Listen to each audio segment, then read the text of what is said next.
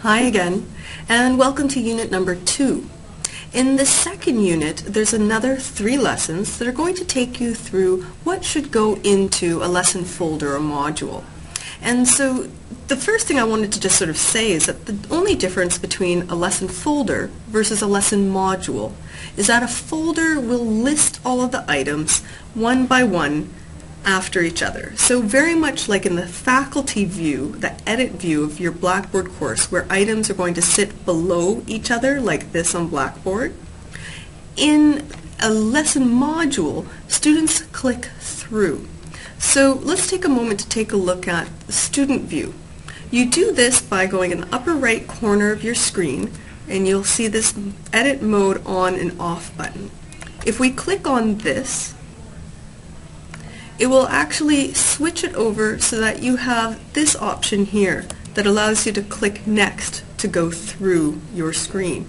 So when you click next, you'll see only that chunk of information that the student is to read at a time.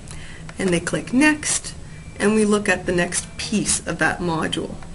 So by going through a module in this fashion, it allows for the students to only take in what they need to absorb at a time. It's a little less overwhelming, flips a little bit more like a book, and allows the students to pass through the information rather than having to go through a long list of information. So what is in Unit 2? So Unit 2 in the first lesson is going to be taking you through what are those parts of a learning module. So looking at some Blackboard instructions for how to build your lesson, you'll be looking at selecting titles, developing the content, and allowing for ways for students to interact with the module. In Lesson 2, you're going to be looking at an example learning module from a personal finance course that is wholly online. And then in Lesson 3, we take a few minutes to look at important steps in refreshing your course and keeping it up to date.